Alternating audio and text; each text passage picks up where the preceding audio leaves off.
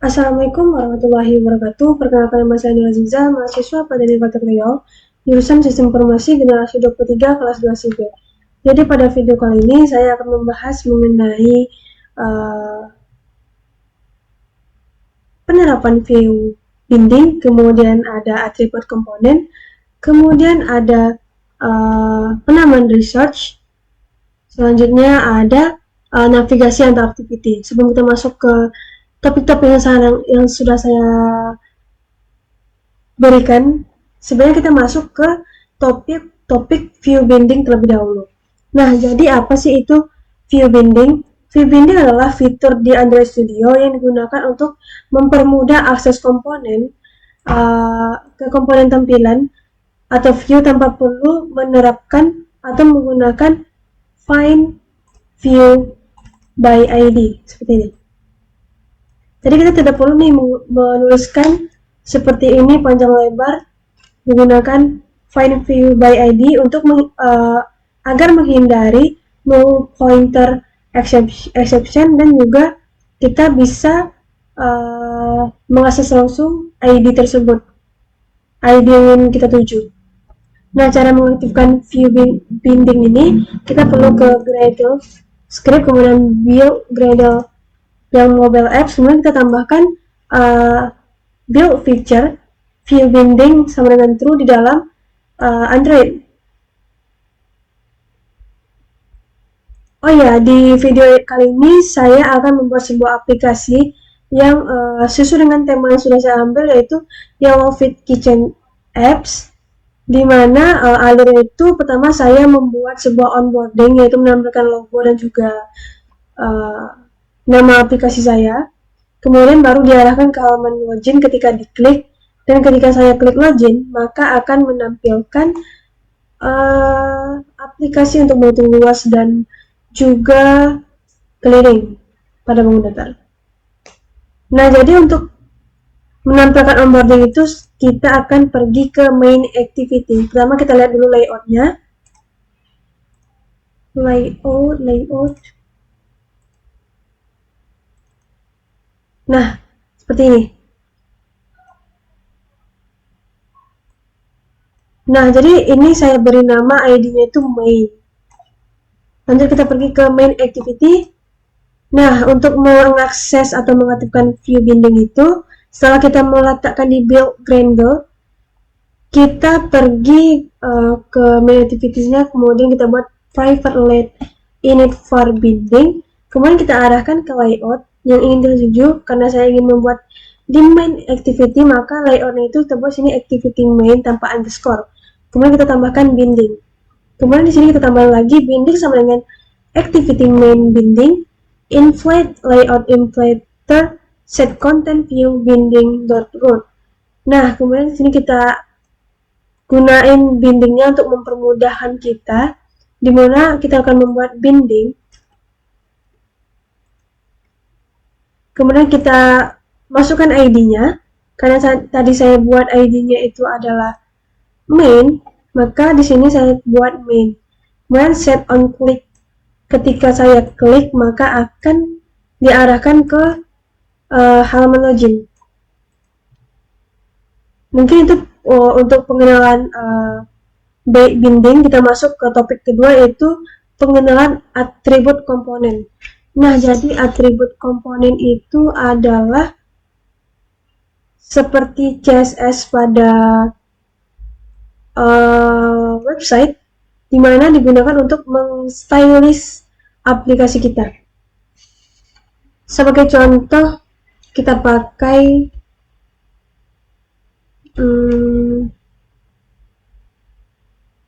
misalnya saya di sini mendrag sebuah button.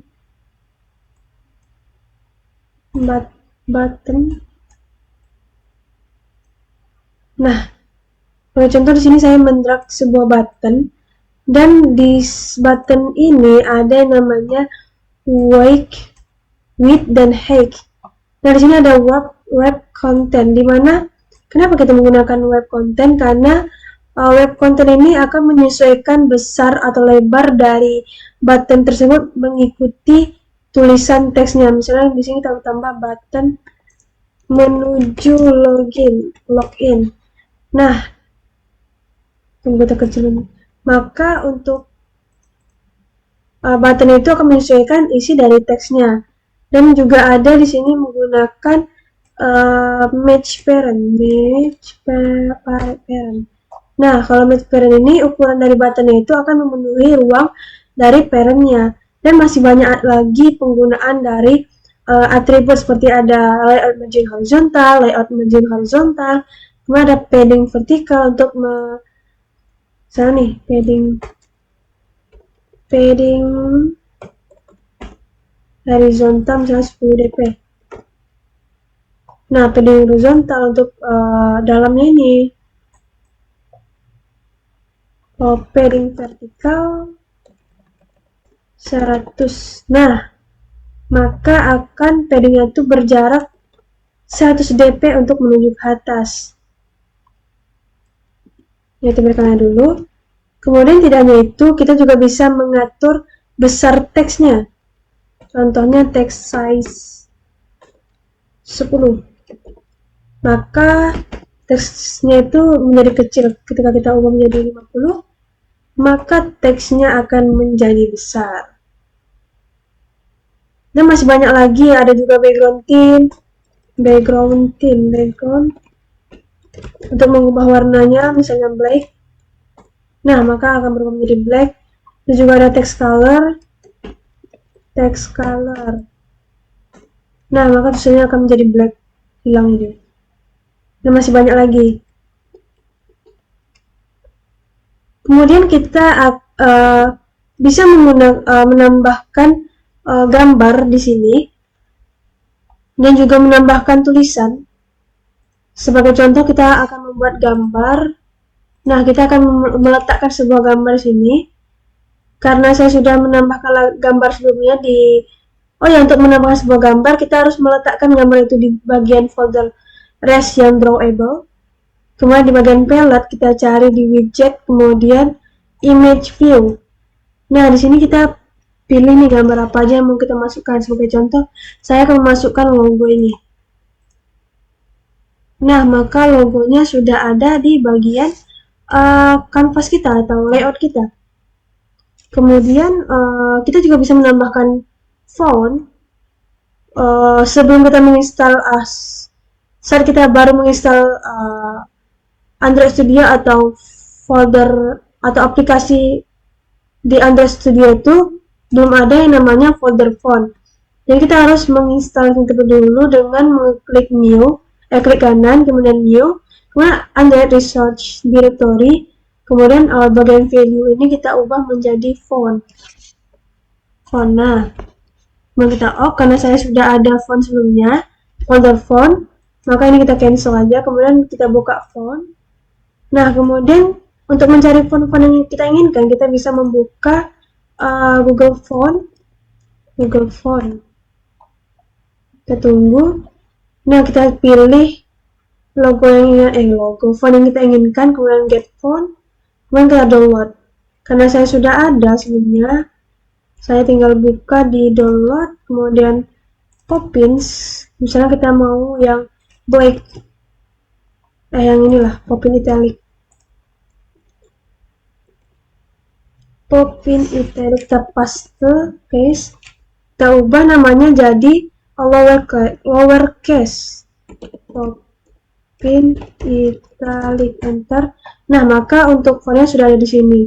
Ketika kita ubah tulisan button ini menjadi untuk mengubahnya itu kita perlu menambahkan teks font family menjadi Poppin italic. Nah, maka dia akan menjadi italic. Kemudian kita masuk ke bagian terakhir atau topik terakhir. Mungkin ini kita hapus dulu aja untuk buttonnya. Aduh, mana dia hilang?